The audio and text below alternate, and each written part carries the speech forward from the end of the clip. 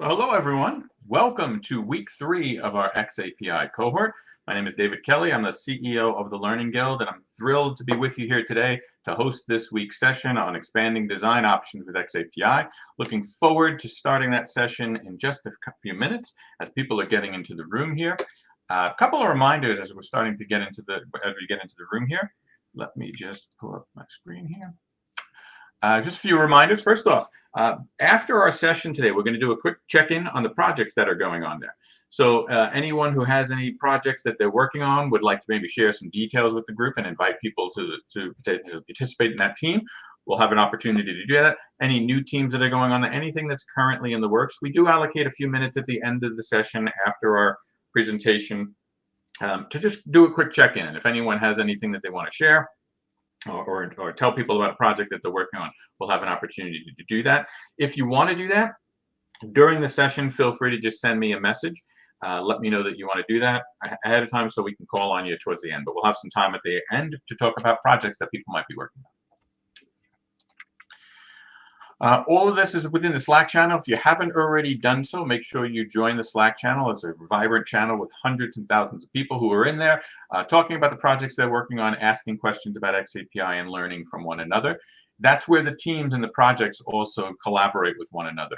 You'll see when you go into the Slack channel that there are a number of different channels that are there that start with team.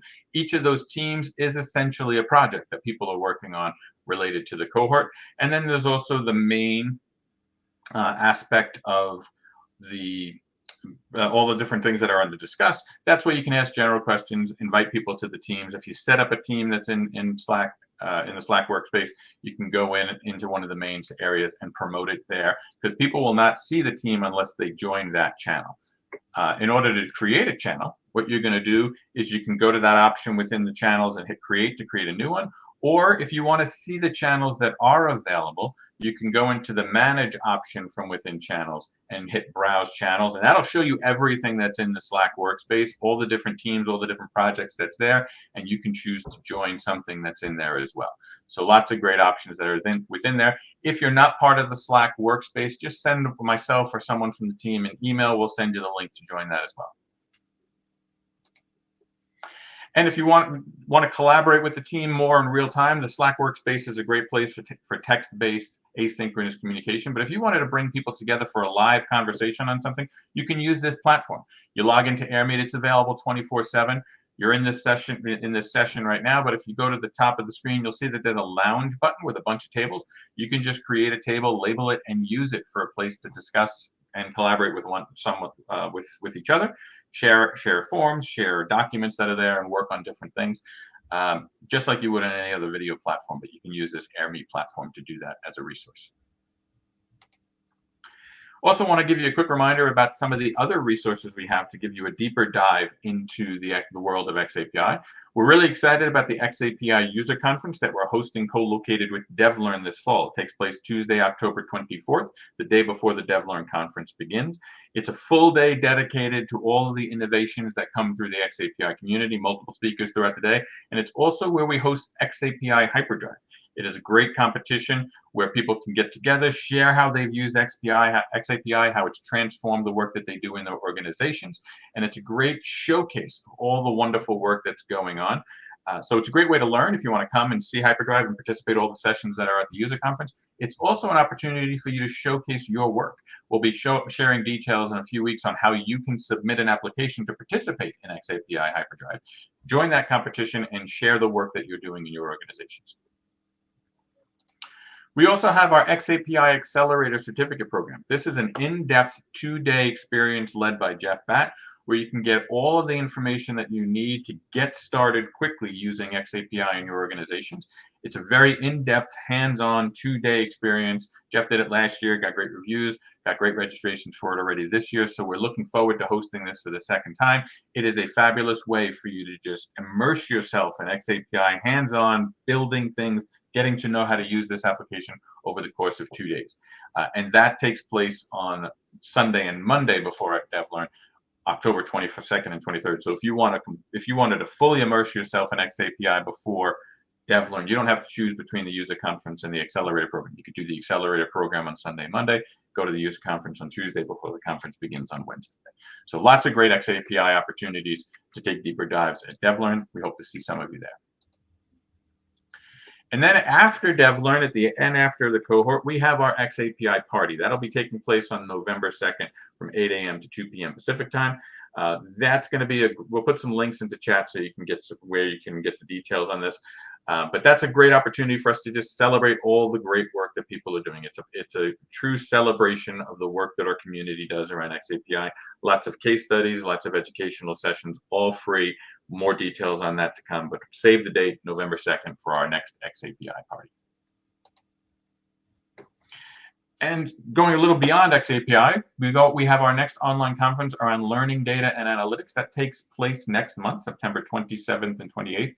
2 days, 8 sessions, all dedicated to exploring the opportunities that are available to us by building learning data and analytics directly into our learning strategies. You see a couple of the sessions that we have, one of the sessions that we have there specifically related to xAPI, that's part of that program, but that's a great program as well. You can register for that online conference individually, or you can get it through our online conference subscriptions that we offer. And a lot of the benefits, there's also a lot of xAPI resources that are available straight through the Learning Guild. We have articles, we have research reports, we have publications in the xAPI space, as well as the full learning technologies portfolio of products and services that are available, all available through a free Learning Guild membership. So if you haven't already joined the Guild, be sure to join us. Membership is free. You get all these different resources as well as discounts to all of our events. So if you haven't already joined it, go to learningguild.com, click that Join Now button, and become a free member today. Which brings us to today's session. I'm thrilled to be welcoming Laura Bunte, who's going to be taking us on a journey of expanding design options with xAPI and moving beyond the data. I'm really excited for this session. I know you are as well. So it gives me great pleasure to welcome our speaker for today, Laura Bunte. Laura, the floor is yours. Thank you so much, David. Great to meet you today and be here to talk about the design elements of xAPI.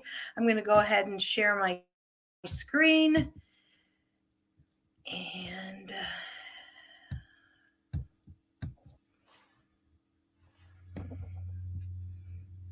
just get it kicked off here. I'd like to go into presenter view. All right. Is everything working okay on your end, David? I'm assuming thumbs up. Well, welcome everyone. Thank you. Thank you. Welcome everyone. My presentation is a little bit different. What I'm here to talk about today is the design component of xAPI. And why am I here? Well, it started a long time ago, but exactly a year ago, I was at a small e-learning and technology conference outside of Chicago, and Megan Torrance was the keynote speaker. She held a breakout session. Not only did she keynote and talk about xAPI, I had also seen Chad Udell, who was the speaker last week here, speak about xAPI at a previous Chicago e-learning and technology showcase that was held several years ago. I was also in one of the first cohorts that Megan Torrance had. And so I was familiar with the standard and so excited about it in terms of what it meant for me as an instructional designer. Well, this breakout session that Megan held last year at this conference, I was outnumbered by the people in the room who only talked about the data and reporting and metrics. And the conversation quickly turned to a technology-focused conversation. And I kept thinking, what about design? What about design? I was fortunate enough several years back to participate in a project where I designed using xAPI. It was early in the standard. And I just thought if I could come to this important xAPI cohort session and talk to specifically instructional designers who are wondering where does the design element fit in, and hopefully answer some of those questions today. I want to talk about what it does, xAPI does, and how it expands our options from just those constrained to a rapid e-learning development tool like Articulate Storyline or something like that. So I hope this gives you a little bit of food for thought and gets you as excited as it did for me several years back when I first started hearing about this new standard. A little bit about me before I start and dive in. I'm a graduate of Northern Illinois University, master's degree, and in the mid-90s, I worked with E&E Consortium, which is a consortium out of Illinois, the suburbs of Chicago, and I live in Wisconsin. So I hope that gives you a little bit of a start. So just to start off, I think we're talking about two things when we talk about xAPI, and that would be the difference between data reporting or gathering data and designing the experience. So obviously, xAPI talks about the experience in the standard itself, the naming, but I believe that there is a problem today in that the focus that I hear, the conversation primarily that I hear is focused on the data analytics and reporting. And I think that has hampered in some way, a small way, the adoption of xAPI by instructional designers. So what do you think the solution might be? I think we need to get excited again about designing using xAPI standards. And I hope this talk today will give you a little bit of food for thought and as to how you might be able to do that. A little bit about the terms. X, of course, we've been hearing, this is what, the third session in this cohort. Of course, we all know by now that the X means experience and the API is the application programming interface. Anything in app would rely on that API, and the ADL was the group responsible for bringing not only SCORM to fruition, but also xAPI. So it was designed specifically to help learning standards become able to be interfaced in not only an LMS, but an LRS, a learning record store. So the LMS is an essential component of identifying records and data on learning events. SCORM was that original standard that allowed us to communicate with through web-based learning to a reporting mechanism. But what we're also now able to do is get a learning record store to translate some of that information to the LMS. So we are still talking about tracking and reporting experiences. We're gathering data, but the xAPI enabled learning activities will generate statements or records from an e-learning in some form of I did this. So it's noun, verb, object. It goes a little bit beyond what SCORM can do. And for example, xAPI can now include an experience that may be informal. YouTube, going to a YouTube channel that's outside of an LMS, or LinkedIn. Perhaps it's some research you want your learners to do, finding people who are subject matter experts on LinkedIn. So all of these are learning experiences that a person can do alone and through an e-learning mediated program, or it could be a peer-to-peer learning event or experience. It could be a coaching event, or incorporating something that happens on the job typically with others. So all of those are an example of what you can do with xAPI that you couldn't do before. Get these events tracked, these learning experiences tracked in an electronic method, but expanding those design options outside of the typical ones that we have been constrained with in the past. So I'm going to go on a little bit about what's so special about designing for xAPI or using xAPI. Well, some of these bullet points here, we don't have to constrain ourselves to what the e-learning tool allows us to, is constrains us to. Again, SCORM has those constraints, and LMS has those constraints. It can only tell us, did you complete a learning experience? What page did you stop at? Did you complete an activity? What kind of quiz score did you get? What you can do with xAPI is design personalized learning paths. You can report on people, a noun, a person's name, did something specific, and maybe compare it to others in the same learning group. You can, just in my opinion, offer a wider range of learning experiences. They can be more realistic. In the flow of work is something that I've heard my clients ask for time and time again. What about coaching and incorporating feedback in an e-learning or online method? I don't think that's as often integrated into those rapid development tools. So what I'm saying is, with the design elements of options available to you in xAPI, you can go beyond multiple choice, the drag and drop, the quizzes, the tests, and just report on metrics in that manner.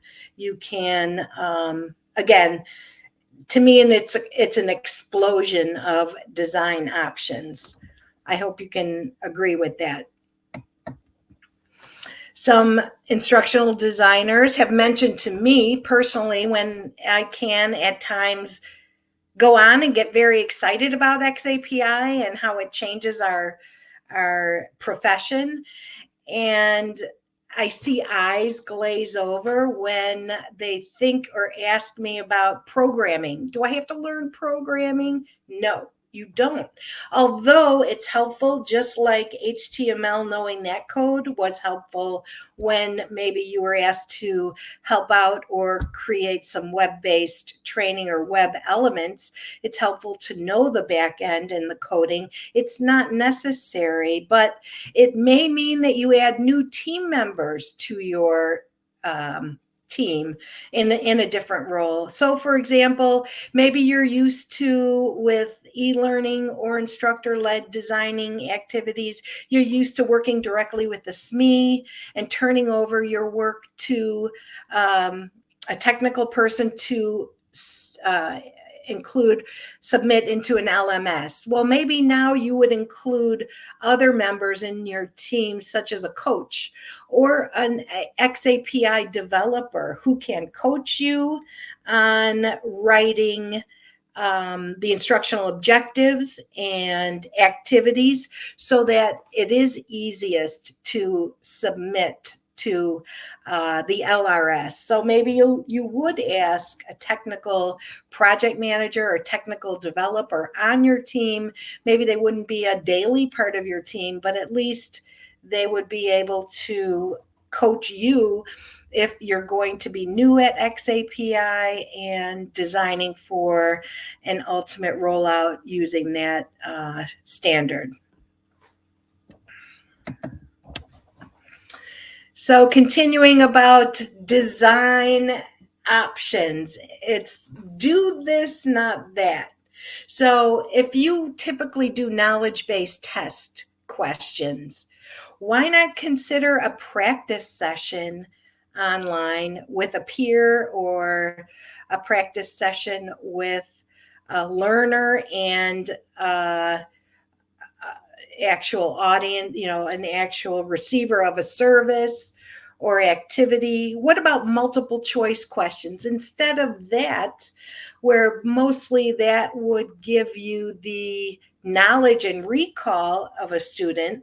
Why not ask them to conduct online research and present findings back, and have that submitted as evidence of their competency.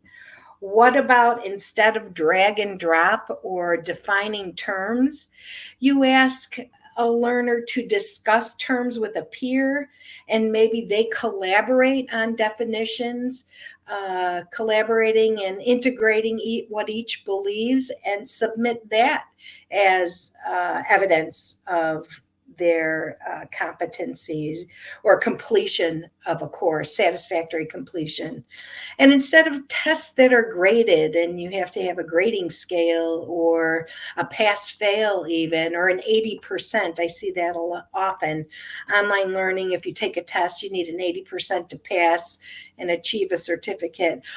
What about asking participants to rate their confidence level before and after practice sessions?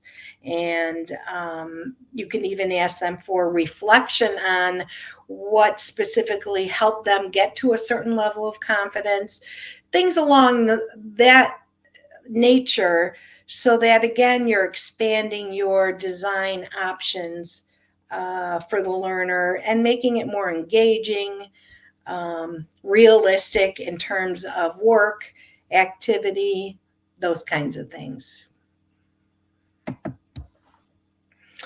Again, I'm going to keep going with maybe some ideas for you. Just keep peppering it in there. What about asking your learners to design or demonstrate proficiency using a video? Videotape themselves, or ask somebody else, a peer, to videotape them conducting a task or finishing a matter of work, and then submitting it to a subject matter expert or a master performer who can check it off. It's no different from a performance-based checklist if you've used those in the field, except that it's electronically or in some way mediated electronically, and it doesn't necessitate person-to-person live interaction. I think the pandemic did a lot for that thought process of we can do more than we thought we could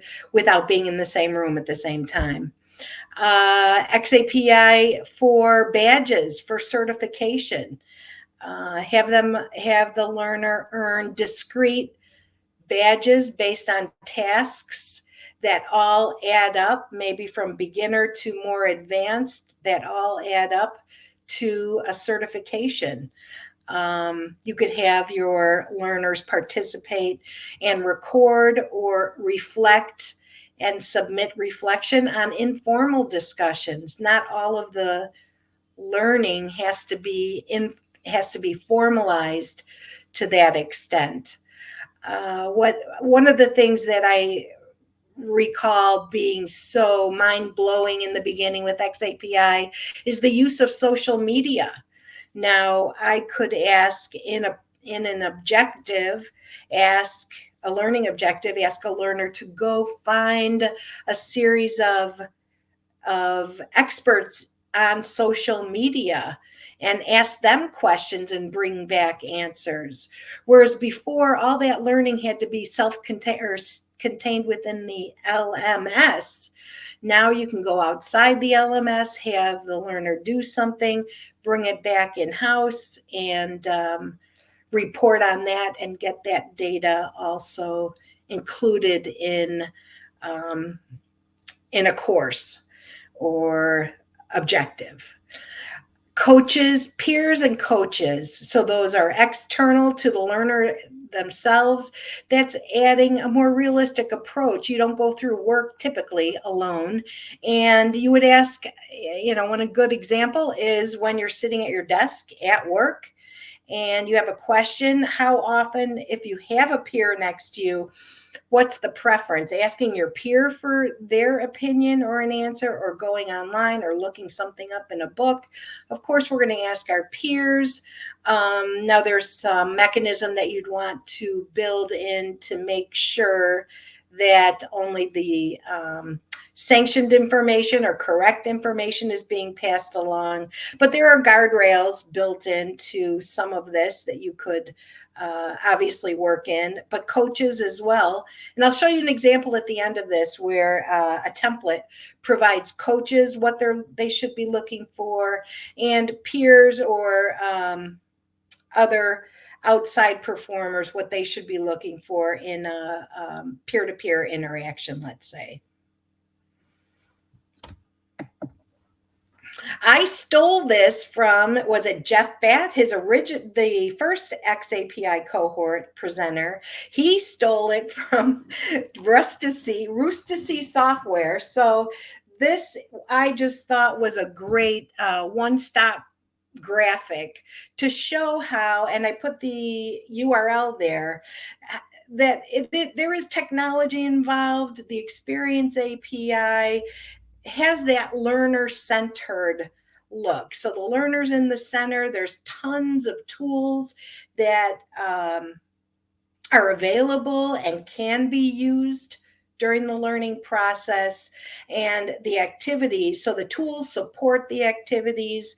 And basically with xAPI, what we're talking about is getting an experience across to the learner where it can be quantified and reported on. What gets measured gets the attention. We've all seen that in our workplace, where if we know we're being measured, we turn our attention to it or spend a little bit more time. So I just thought this was a good graphic. If you're concerned about the technology, I think there is some limited amount that you do need to know about the difference, for example, between an LRS and an LMS, but you don't have to necessarily know the standard to the extent where you have to program it. Let's put it that way.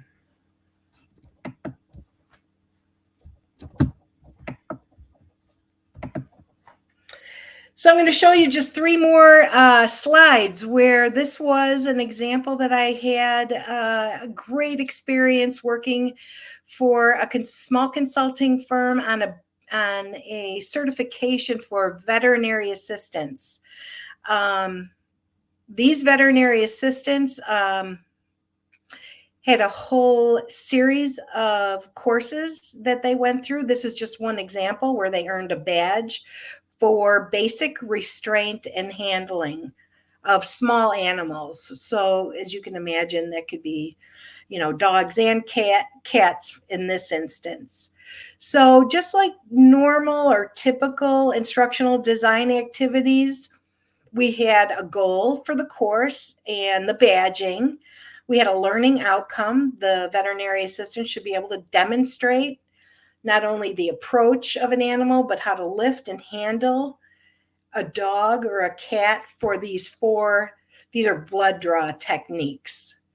So that doesn't look much different from typical instructional design activities. But what became a little bit more apparent to me is one of the most different things here is there's an e-learning portfolio. So that would be one of the newest features. And that was e-learning portfolio, meaning we had to have some way to host material in a portfolio online e-learning where we could submit and capture video or photo evidence. So that's something that we don't typically think of when we're doing, say, an instructor-led or a rapid development e-learning design. So you do have to think about how are you going to host some of these elements. There might be a specific sequence where there's step-by-step sequence. There might be a requirement, yes or no, that some of these activities are required. So in this example you're looking at right now, you could see that there is some practice taking place. You submit under somebody's supervision, somebody's watching you apply a dog muzzle. You're taking a video of it or photos of it, and you submit it. That's where it goes to an e-portfolio as a submission, evidence of completion. And prior to this, what it doesn't show you here, or doesn't say, but prior to this, you've watched a successful presentation on how to do it successfully. So there's quite a few elements at play here that might be new to you or you want to consider. But really, when it comes down to it, at the end, the learning activity step instructions, the second row to the end, the coach or observer is looking, using an observation checklist and saying, okay, yep. And that example, I think, is on this page. When you observe, it's just checking off, did this happen? Did this happen?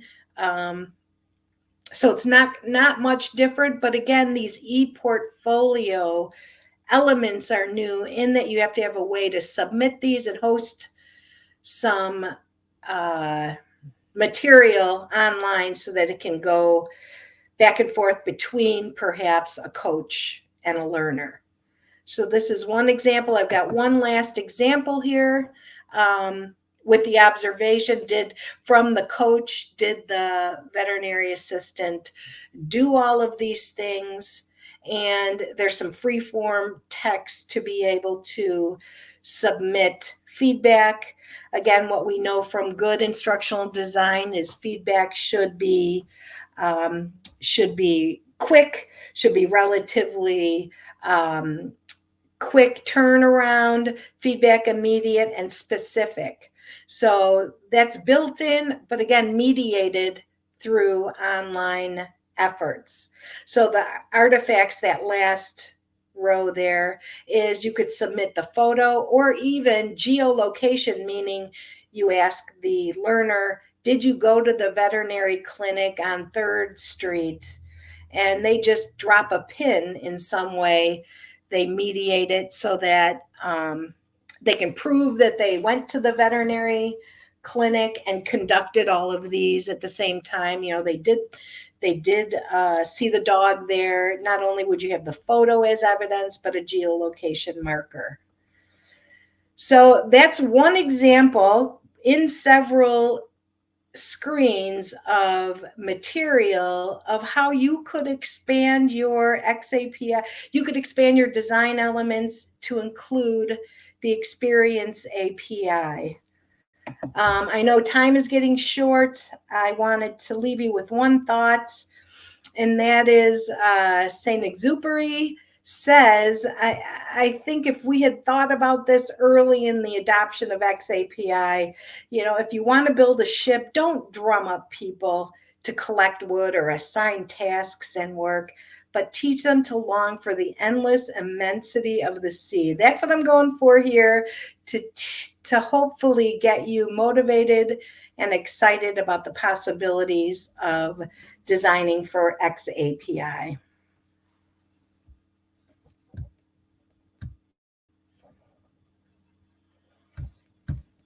Laura, thank you so much. That was such a great and interesting session. I really appreciate it. You're welcome. I did notice a couple of questions coming through chat. If you have a few minutes to go through. Yes, I wanted to end early so I could do that. Yeah. So, and if anyone has any additional questions, I see a couple went through Q&A. If anyone has any additional questions while we're going through these first two questions, feel free to put them into chat. We're taking a look there. So the first two are kind of expanding upon some of the themes that you had there. But the first one is targeting the video use to demonstrate proficiency. Have you seen that being used, and how can xAPI be used to demonstrate the proficiency through the use of video? Yes, in this instance, and I didn't touch upon it. Well, it says, but I didn't tell you how it happened. The veterinary technicians went to a certain clinic, and they pulled down these iPads were on a pole right near the animal station where they would do the muzzle or demonstrate the different tasks that they needed to do. They would just pull down the iPad and hit video. And so then they would demonstrate in front of the camera and then they'd stop. Usually they would ask a partner to join them or take turns. I'll do it for you and you do it for me. Mhm. You know, they're in the course together. So then they had a easily, it was already pre-set up so that they could just hit stop and send to the coach for submittal to that e-portfolio. And then the coach's feedback is what's generating the xAPI statements? No, well, the xAPI statements were conducted in the background. The LRS would say, did Robert complete the video? Mm-hmm. Okay. So it's noun, verb, object, Yep. and just submitting that. Again, not technical here, Yeah. but in my understanding is it was pre-programmed so that when those iPads came down and you did something, you had to have your own name submitted and submit to the e-portfolio. It said Robert submitted a video, and in fact, it was from this iPad that's located in this geolocation. Interesting. Okay. Mm-hmm. So another question that came through, and this is kind of a forward-leaning question, but what do you see the relationship between xAPI and the emergence of AI? Making it easier. How so? I think it will make it easier to ask AI to help me with that technical programming. How will I program an LRS to receive a video from a learner? Maybe, I'm making this up, obviously, because I haven't done it, but I do see AI in so many instances or give me 3 examples of using X. So I'm on to a second example. Give me 3 examples of using xAPI standard to design an activity for, a facilitator training program. Okay. And I think Chat GPT or the AI elements that they're there right now. I'm sure we could come up with some learning objectives if we asked it today to incorporate design activities into xAPI, LRSs, and LMSs. So, got a couple more questions that are coming in. For a couple of them having to deal with some of the social learning and social media comments you made. In the cases of social learning and peer-oriented activities, how do you verify the accuracy of the peer review and establish some level of standardization? That would be why you're asking a coach, or you have. I'm sure some of our audience has used things like in a facilitated training session, you say probe for what you're looking for. So ask this question and you may get a ton of answers, but you're looking for this, square, answers to be within this square. And those elements would have to be communicated to your coach or anybody else looking at the submittals. Mm-hmm. To say, did they do this? Did they do that? And I showed some aspects of that in the checklist that we provided. Yeah. We had to do quite a bit of that. Another extension of the social media conversation, there's always the question when you have people involved in open forums like that around compliance and or privacy. Have you had any dealings with that, and how did you mitigate it? Well, all I can tell you is that early on in the standards, the ADL was writing those verbs for social media, just like they did the SCORM elements for programming. I was on some teams with the IEEE and ADL and coming up with all these new verbs that you need to submit. So I guess I'm going to go backwards and say, unless we used all those verbs. So unless they were considering using them in the LRS technology, we wouldn't have come up with them in the first place. So they are incorporated into the xAPI standard right now. Noun, verb, object, all of those verbs. Laura viewed a cooking video and stayed on this YouTube channel for 10 minutes. and downloaded something, all of that. I think the question of privacy is maybe a separate discussion. Mm-hmm. And you might need a disclaimer, like many things outside of your or prefacing your training, to say, you have to sign here or agree to have your likeness represented, or in some way say you agree to this performance measure. A couple of more questions have come in. One is a follow-up to the example that you were giving earlier about the vets and the recording of the video. Just specifically, where is the xAPI statement being captured when they do record that video? Is that just a statement that's being sent through the software to the LRS, or is it something more complicated than that? You're asking probably the wrong person, because I worked with those folks, and that's why I would invite a technical developer, somebody onto my team. But in my understanding, it was the submittal of the video that in the hooks, if you will, in the e-learning portfolio that recorded the LRS statement. So from my understanding, and again, I look forward to more of these sessions. Mm-hmm. This is the third. I don't know how many sessions are in a cohort. 12. 9? Yeah. 12. Maybe somebody else can answer that, exactly. But the LRS sends the information to the LMS as a recordable statement. Yeah, and there are so many, to just expand on it, there are so many options within the weeds of the experiences that you're creating where something is triggering the statement. It sounds, not to be overly simplified, but it sounds like in the example you're doing that it's the hitting of the submit button that is ultimately like, okay, this has been submitted, let's send the statement back. But there are other elements, depending on the experience, where the triggers could be done. Right. And maybe it's between the submission and the receiving end, right. Because it's got to have the person identified. You have to say, I, Laura, submitted this video, and it's got to have a location mark that, I was at this veterinary clinic at this time. Another question related to coaching and mentoring. Are you using any examples of xAPI in coaching and mentoring, and how is it being monitored and recorded? Well, in this example, it was being used where these seasoned, let's say, veterinarians were part of the project, part of the program, and that was their full-time job, was to receive, view, and provide feedback to the learners in this certification program, the veterinary assistant program. So there was training on both ends, just like you do a train the trainer. If you're going to have somebody who's a subject matter expert walk into a classroom and provide training, you want to give them that coaching and support as well, and help them and this was definitely a new avenue for them. And so we gave them support along the way. Excellent. I want to be conscious of our time. There is one more question that I'd like to use as kind of a summary question here.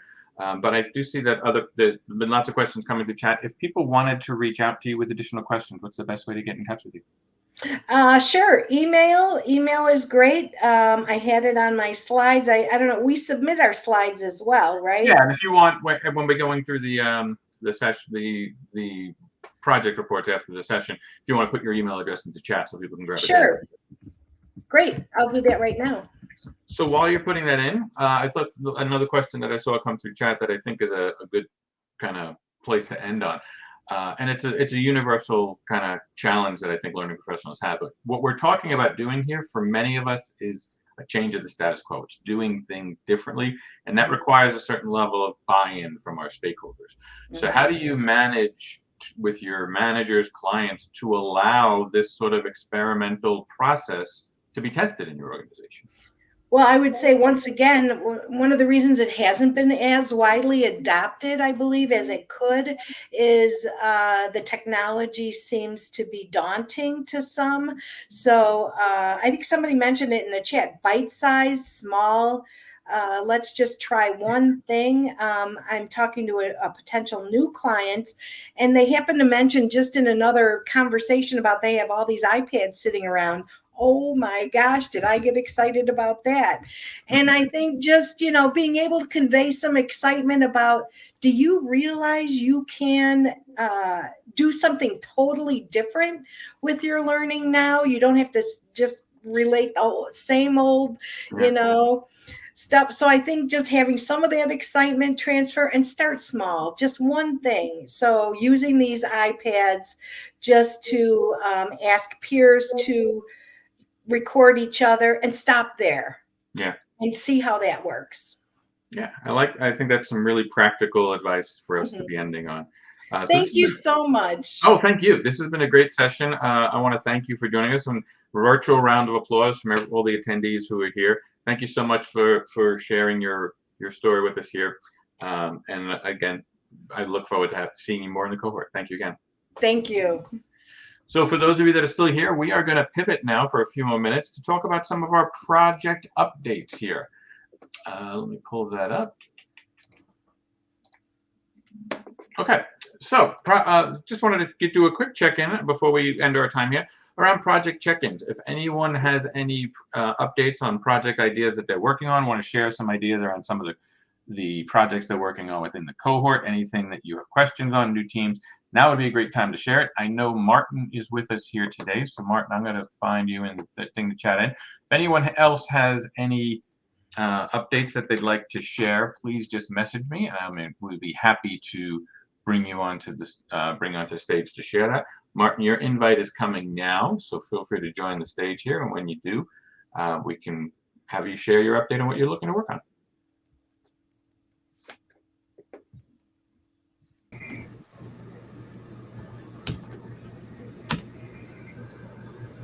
I see you on the stage. Hello, I can see you. Oh, am I supposed to? Oh, wait, camera action.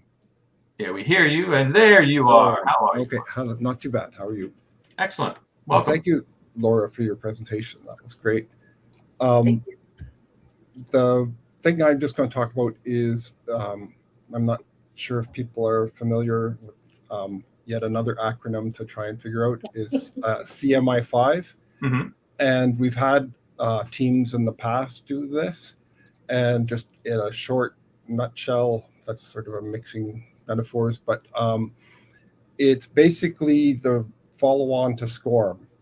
It's a more capable type of packaging for projects that works with xAPI, takes care of the launching, different things like that. So anyways, I would like to see if there are people interested in doing a project on that. I just posted a couple links just to the basic from Russ to see about how does CMI5 work, what it kind of does. It has a little bit of an intro there.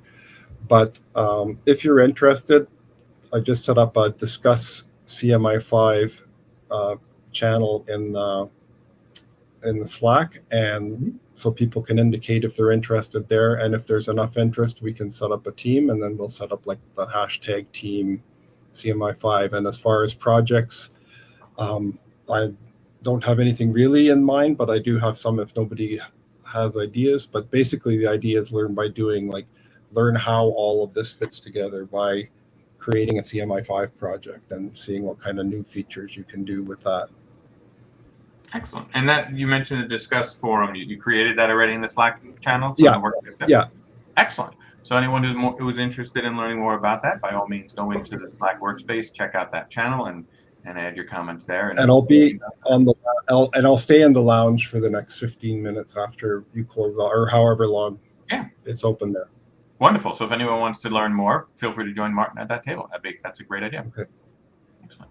All right. Okay. Thank you. Thank you. I don't see any other comments coming through the chat, so I think those are our only updates. But check out the Slack workspace. I'm sure there are some asynchronous comments that are in there as well for people. If you want to learn more, go into the Slack workspace and you can get the details there.